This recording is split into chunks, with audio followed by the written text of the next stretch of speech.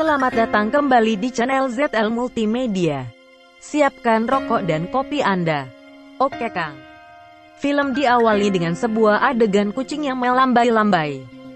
Di scene awal muncul seorang pembunuh bayaran yang akan membunuh seorang laki-laki. Tak lain laki-laki itu adalah si Dodi, pemeran utama dalam film ini. Di sini Dodi diserang. Tetapi dengan kelihayannya dia dapat menangkis semua serangan sampai pada akhirnya pembunuh itu tersungkur. Si Dodi sudah hafal betul dengan apa yang akan terjadi setelah ia bangun dari tidurnya.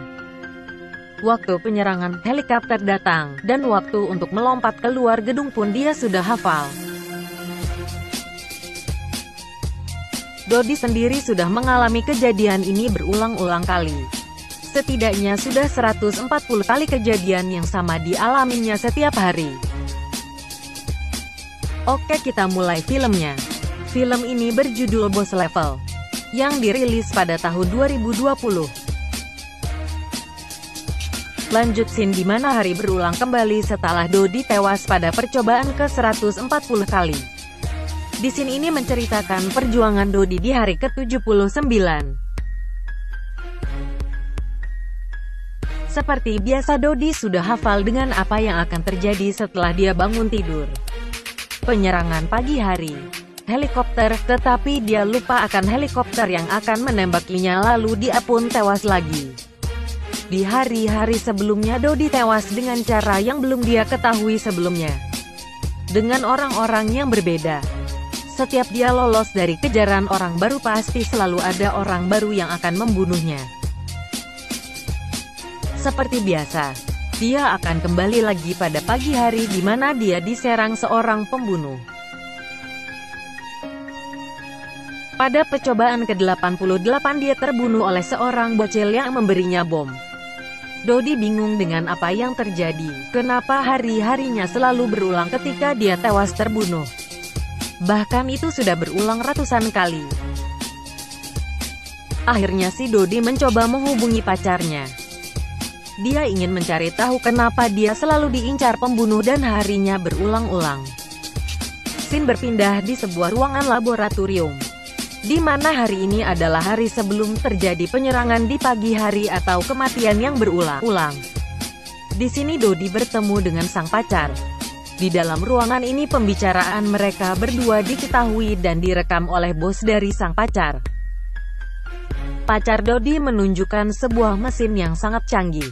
Pacarnya sebut saja Jessica.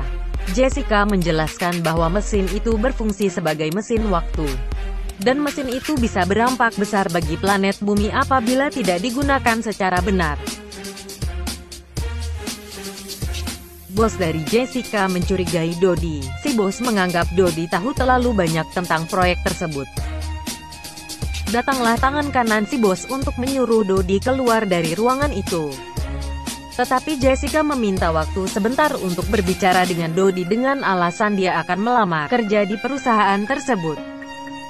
Orang itu membaca surat lamaran kerja dari Dodi, sehingga dia tahu kalau Dodi ternyata adalah seorang mantan pasukan elit.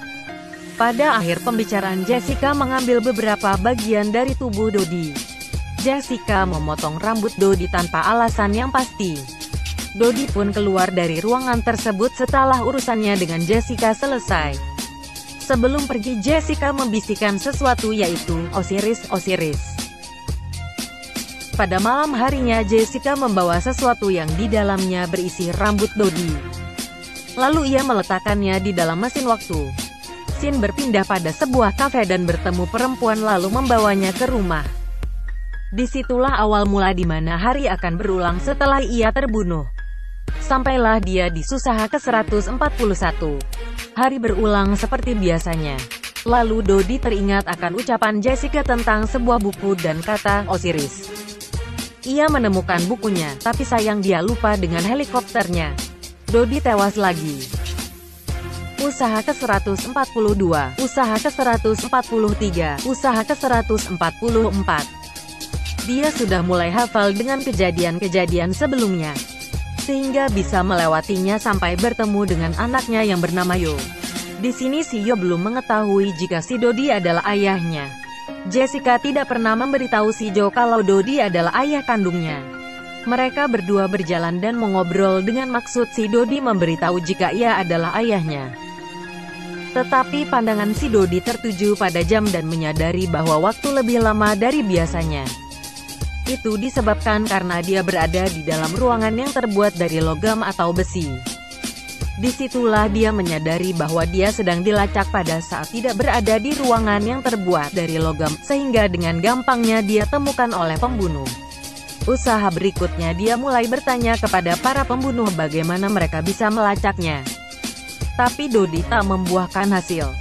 Sampailah scene di mana Dodi berada di kafe dan ia mendengar seseorang yang membicarakan tentang alat pelacak. Dodi bertanya di bagian tubuh mana biasanya pelacak itu diletakkan. Orang itu menjawab tempat yang paling bagus adalah gigi. Tanpa basa-basi si Dodi langsung mencabuti satu persatu giginya dan memeriksa di gigi bagian mana alat itu ditanam. Setelah sekian gigi dicabut, alat pelacak itu ditemukan, tetapi Dodi juga ditemukan oleh pembunuh dan tewas lagi. Scene berlanjut di pagi hari saat penyerangan. Tetapi Dodi sudah mengetahui kalau dirinya dipasang pelacak pada malam sebelum pagi itu datang. Dodi menanyakan kepada wanita yang tidur bersamanya siapa yang menyuruhnya untuk memasang pelacak. Wanita itu berkata bahwa bos Jessica lah yang menyuruhnya untuk memasang pelacak dan mengutus para pembunuh. Tanpa basa-basi Dodi pergi ke kafe dan mengulang kejadian kemarin. Dia langsung mencabut gigi dan mengambil alat pelacak. Karena Dodi sudah tahu di gigi bagian mana alat pelacak itu diletakkan. Dengan keahlian Dodi sebagai pasukan elit, dia malah menjebak para pembunuh dengan menaruh alat pelacaknya sendiri sebagai jebakan. Semua pembunuh sudah bisa diatasi dengan bantuan perangkap alat pelacak.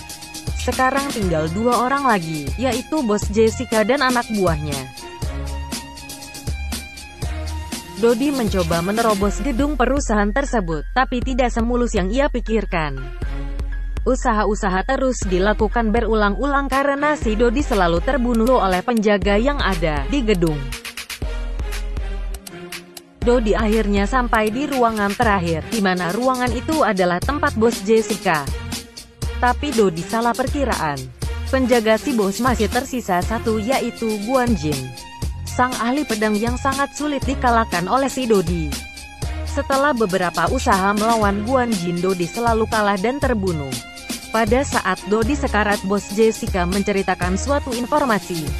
Dari situ Dodi mengetahui bahwa dirinya terjebak di dalam ruang waktu karena Jessica telah membuatnya masuk dalam mesin waktu, karena rambut dari Dodi telah digunakan sebagai penjalan mesin waktu oleh Jessica. Dalam hal itu si bos belum mengetahui kalau mesin waktunya sudah berhasil. Tetapi Jessica tak memberitahu bos karena akan berdampak buruk ke depannya. Jessica membuat Dodi tidak bisa mati dengan maksud dia akan merubah masa depan dengan membunuh bosnya agar alat tersebut tidak disalahgunakan. Akhirnya dia teringat bahwa di kafe ada seorang perempuan yang juara dunia 12 kali permainan pedang. Di sini Dodi hanya belajar dalam 1 hari karena wanita itu besok harus sudah kembali ke negaranya. Tapi untungnya Dodi bisa mengulang-ulang hari. Jadi dia bisa mengulang hari yang sama untuk belajar pedang dengan ingatan di hari-hari sebelum dia meninggal. Setelah Dodi lihai dalam permainan pedang, dia bisa mengalahkan Guan Jin lalu membunuh bos dan anak buahnya. Sayangnya Dodi kurang cepat dalam waktu. Setelah membunuh bos, Jessica juga sudah tewas. Akhirnya Dodi berpikir bagaimana sampai di gedung sebelum Jessica dibunuh.